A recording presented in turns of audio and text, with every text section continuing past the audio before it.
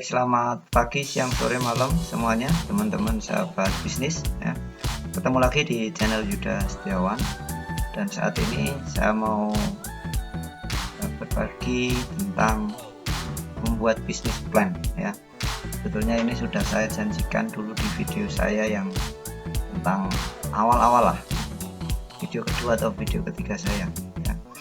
Nah, baru sempat hari ini saya mau bagikan membuat bisnis plan sederhana ya, yang pastinya ini sangat mudah. Teman-teman bisa gunakan bisnis plan ini untuk usahanya teman-teman ya, biar usahanya teman-teman itu terencana dan kedepannya berjalan dengan baik. Nah, untuk teman-teman yang baru pertama kali menghampiri gitu ya, atau datang ke channel Yuda Setiawan, saya mohon bisa subscribe biar channel ini semakin berkembang, dan untuk teman-teman semua bisa like, komen, dan subscribe video saya dan share gitu ya, dan share video saya supaya channel Yuda Setiawan semakin berkembang. Dan di hari ini kita akan belajar bisnis plan ya. Jadi bisnis plan itu digunakan untuk namanya aja bisnis plan ya, yaitu rencana bisnis ya, yang pasti untuk kepentingan supaya bisnis kita itu sesuai dengan yang kita harapkan. Nah, langsung saja teman-teman. Langkah yang pertama adalah pastinya di dalam bisnis kita punya yang namanya produk ya. Nah, lalu kita buat dulu ini nama produknya apa ini untuk bisnis saya atau untuk bisnis kita. Nah, ini saya kasih contoh, misalkan elang logistik, sosro advance, lalu mie ketoprak humor, dan lain sebagainya. Lalu yang kedua adalah bidang usaha. Nah, bidang usahanya apa? Kita usahanya di bidang apa? Apakah produksi makanan, apakah distributor peralatan listrik misalkan, atau distributor peralatan kedokteran, atau jasa percetakan, jasa desain, jual beli handphone, dan lain sebagainya ya. Nah, kita harus tahu bidang usaha kita itu apa. Itu yang kedua yang perlu ditulis di dalam bisnis plan kita. Nanti di akhir akan saya kasih ini juga contohnya ya, contohnya untuk bisnis plannya. Lalu yang ketiga yang perlu ada atau yang dimuat di dalam bisnis plan adalah latar belakang.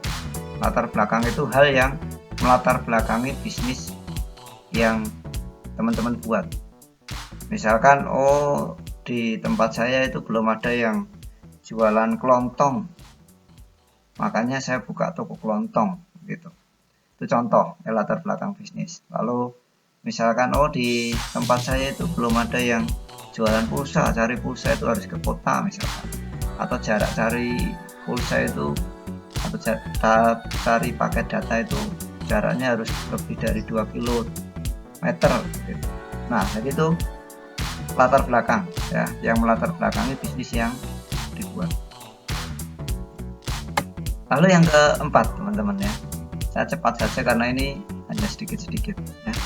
4 tujuan. Setiap di dalam melakukan sesuatu pasti kita punya tujuan, termasuk juga dalam bisnis plan ya. Tujuannya apa di dalam kita membuat usaha itu?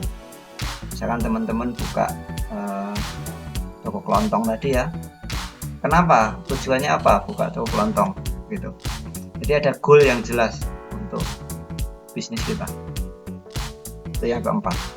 Lalu yang kelima ya, yang kelima adalah kita harus tahu potensi bisnis kita itu kira-kira apa, itu potensinya apa, apakah mungkin juga, apakah hanya temporer atau dalam jangka panjang. Lah itu ditulis alasannya. Misalkan kan ada bisnis yang memang temporer, dalam artian temporer itu hanya event-event tertentu begitu, walaupun eventnya pindah-pindah gitu ya. Nah, tetapi ya itu harus kita paham dulu potensinya seperti apa.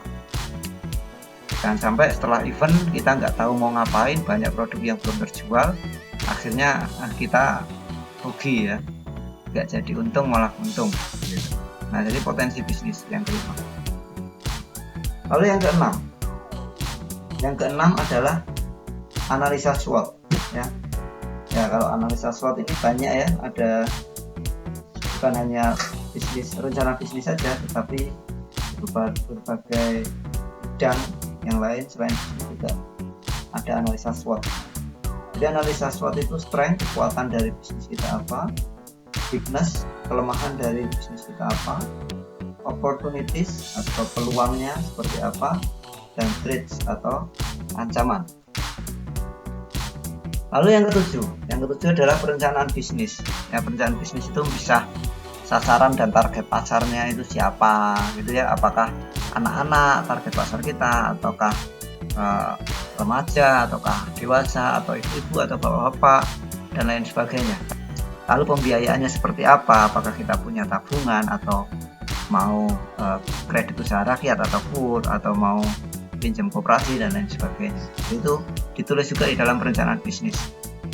Lalu lokasi, apakah kita mau buka lokasi di pinggir jalan atau di dalam rumah atau seperti apa, itu juga harus ditulis di dalam perencanaan bisnis, teman-teman. Nah, ini yang terakhir pastinya di dalam sebuah perencanaan atau dalam sebuah proposal itu ada yang namanya kesimpulan.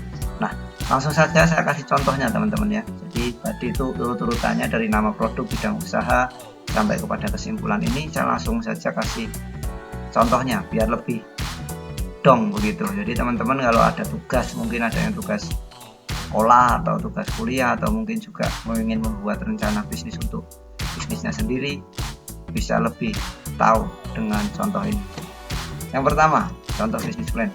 Tadi yang pertama nama produk ya. Nah, ini misalkan buat nama produk yang pastinya menarik ya.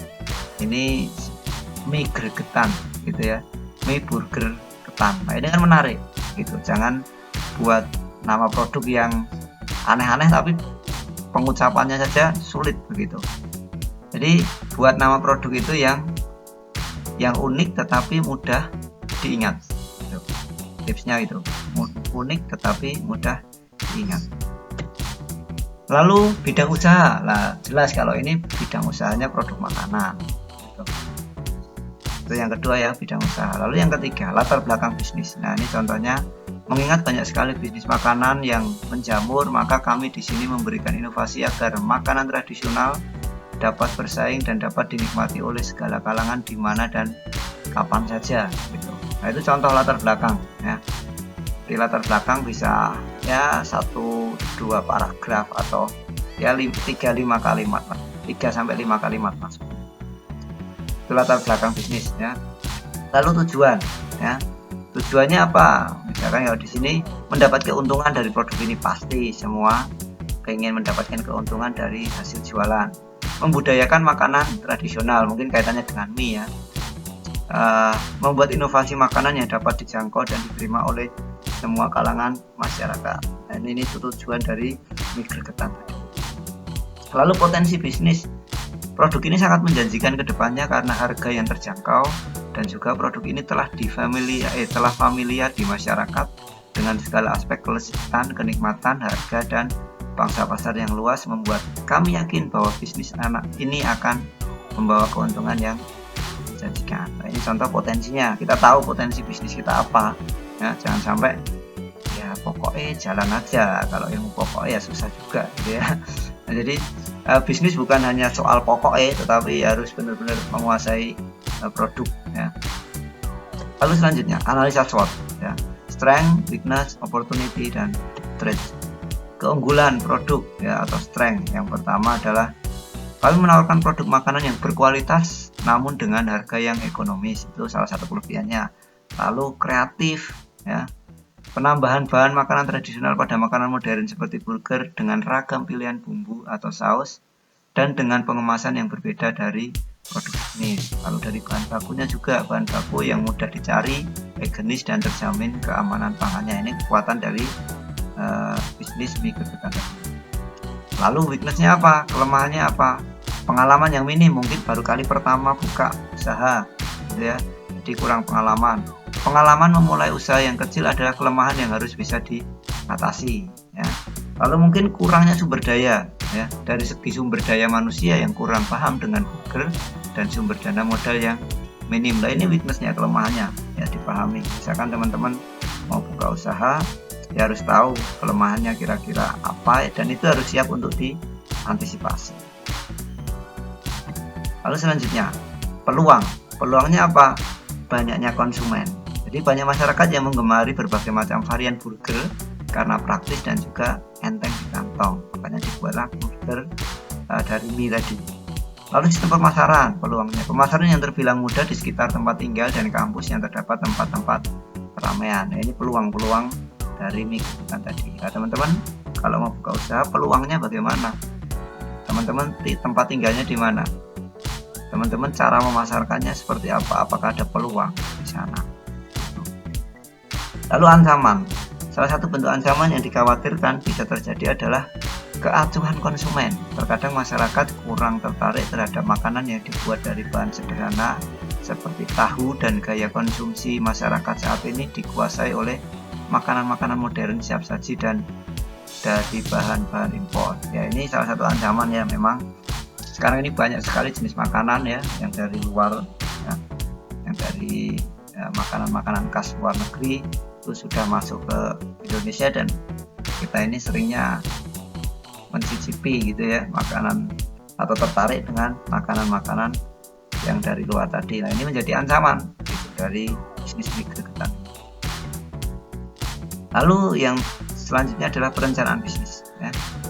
Sasaran dan targetnya ya, wilayah tempat tinggal kami yang notabene dari kalangan pekerja, karyawan, pelajar, dan mahasiswa ikut menetapkan pilihan pangsa pasar kami di sekitar wilayah tersebut dan seterusnya. Jadi targetnya jelas, pekerja, karyawan, pelajar, mahasiswa gitu. Kalau kan nggak mungkin mie gregetan akan ditawarkan kepada anak-anak atau bayi usia 1 tahun kan ya belum bisa makan ya. Jadi ini sudah tahu ya sasaran dan target pasarnya siapa. Lalu selanjutnya pembiayaan ya. Pembiayaan harus ditulis sebetulnya, kalau ini belum ditulis ya pembiayaannya, jadi dirinci dari utang atau dari apa namanya biaya tabungan kita atau seperti apa, itu juga ditulis. Lokasi, hal yang tak kalah penting adalah penempatan lokasi penjualan. Usaha ini terletak di lokasi yang strategis, dekat di pemukiman ramai, dekat dengan sekolah dan perguruan tinggi. Makanya tadi target pasarnya ada mahasiswa, ada siswa, ada karyawan gitu. Lalu kesimpulan. Mie gregetan merupakan satu jenis makanan yang kami buat dengan memberikan variasi rasa dan bentuk yang unik serta baru dari burger lainnya dan seterusnya. Jadi itu kesimpulannya. Nah, jadi teman-teman ketika buat bisnis plan ini nggak usah terlalu bingung-bingung, nggak usah terlalu rinci banget, karena kita ini kan usaha mikro ya teman-teman ya, usaha mikro atau usaha kecil. Jadi ya yang penting kita punya rencana bisnis yang penting kita bisa baca rencana itu. Jadi ketika kita punya rencana, kita bisa baca, jalannya juga akan enak. Kalau kita bisnis plannya bagus sekali tetapi orang lain yang buatin, bukan kita yang buat sendiri, lalu di dalam prakteknya ternyata kita nggak bisa baca itu rencana bisnis. Habis ini target pasarnya seperti apa, potensi bisnis kita seperti apa, kita nggak bisa benar-benar detail di dalam menguasai produk kita, ya sama saja. Nah, jadi teman-teman, bisnis plan itu membantu kita untuk mau dibawa kemana bisnis kita ya. Jadi nggak sembarangan pokoknya buka gitu. Jadi sekali lagi teman-teman, bisnis plan itu dibuat sederhana, yang penting bisa dibaca oleh itu. Teman-teman, untuk hari ini sharing saya tentang bisnis plan. Jadi terima kasih untuk yang sudah menyaksikan video ini dari awal sampai akhir, dan terus support video-video saya. Jangan lupa juga lihat video-video saya yang berkaitan dengan usaha. Terima kasih, terus semangat untuk UMKM Indonesia.